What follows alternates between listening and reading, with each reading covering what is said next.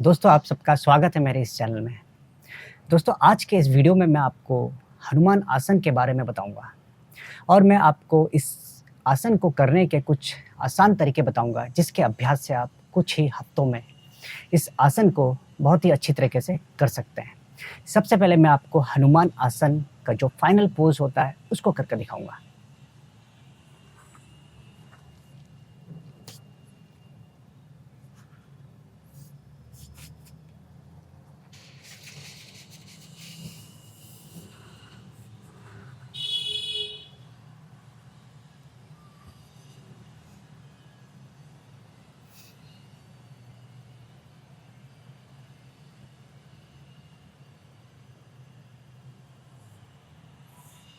दोस्तों मैं अभी हनुमान आसन के फाइनल पोज में बैठा हुआ हूँ। इस पोजीशन में हिप जॉइंट की रेंज ऑफ मोशन काफ़ी ज़्यादा होती है।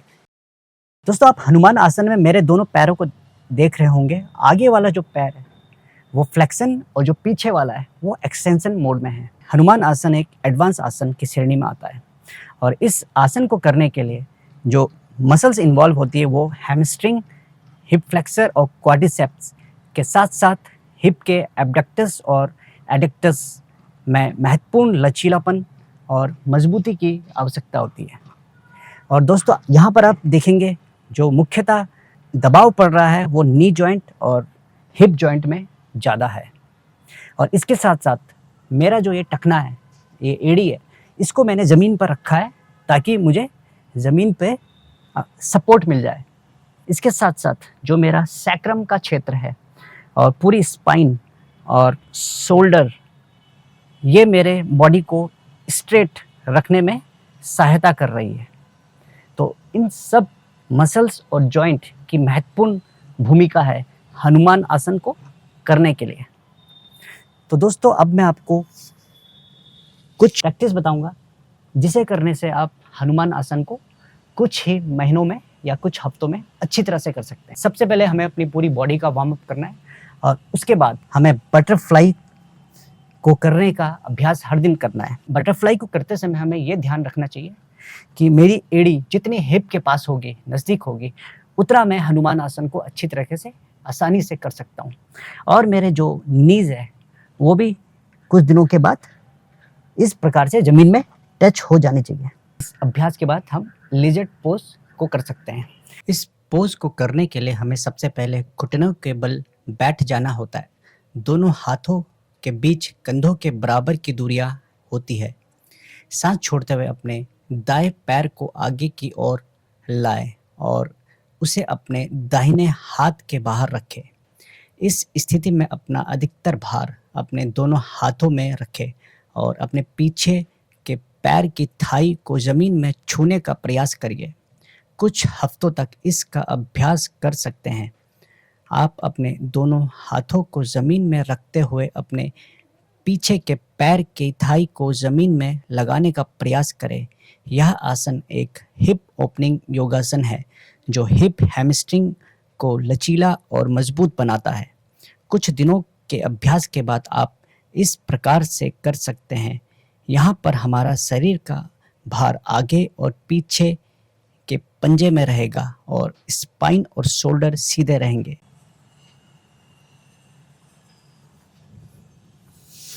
जब हम इस अभ्यास को कर लेंगे कुछ दिनों तक, तो जो हमारी मसल्स हैं, हैमस्ट्रिंग है, क्वाड्रिसेप्स है, हिप के जितने मसल्स हैं, वो सब काफ़ी स्ट्रेचेबल हो जाएगी और उनमें मजबूती भी आ जाएगी। तो हम अपने राइट पैर को इस प्रकार आगे लाते हुए हनुमान आसन के पोज को कर सकते हैं। ध्यान रहे कि इस दौरान हमारा अधिकतर वजन हमारे दोनों हाथों में रहे और हम जब अपना पाँव आगे कर रहे हैं उसे हम धीरे धीरे कर कर आगे ले जाएं।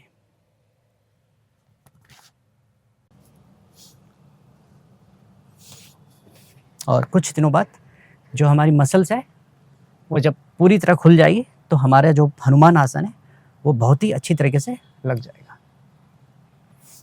इस अभ्यास के द्वारा भी हनुमान आसन काफ़ी आसानी से हो सकता है। आपको अपने पैरों को इस प्रकार बाहर की ओर रोटेट करना है और कुछ दिनों तक आपको इस प्रकार बैठना है। स्टार्टिंग में आप इस प्रकार से हेल्प ले सकते हैं। फिर उसको आपको इस पैर को धीरे धीरे आगे की ओर सीधा करना है घुटनों के थ्रू।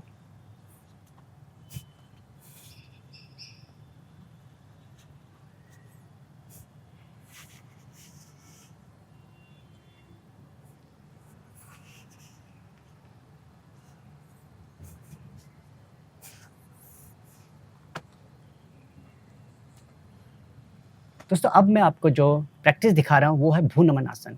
इस आसन को आप हर दिन अगर इसका प्रैक्टिस करते हैं तो आपकी जो फ्लेक्सिबिलिटी है हैमस्ट्रिंग की, क्वाड्रिसेप्स की और हिप फ्लेक्सर की, उसके साथ साथ हिप के जो मसल्स हैं एब्डक्टर्स और एडक्टर्स की, वो काफ़ी अच्छी हो जाती है और जो मसल्स होते हैं वो काफ़ी मजबूत भी हो जाती है।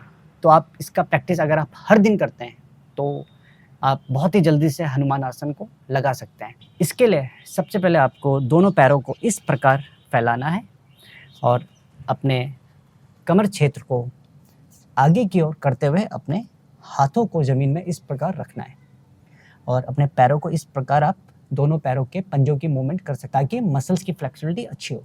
इसके साथ साथ आपको प्रयास करना है अपने दोनों पैरों को पीछे करने की और अपने चेस्ट को ज़मीन में लगाने की।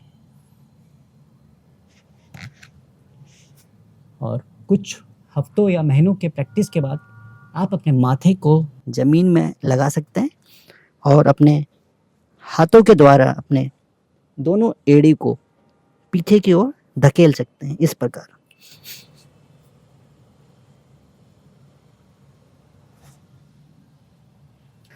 तो दोस्तों जिन लोगों को घुटने की प्रॉब्लम या फिर स्पाइन की प्रॉब्लम है या फिर कोई हिप जॉइंट में कोई प्रॉब्लम है या जिनको ऑर्थोराइटिस की प्रॉब्लम है हायर स्टेज की यानी एडवांस ग्रेड की, वो इस आसन को ना करें।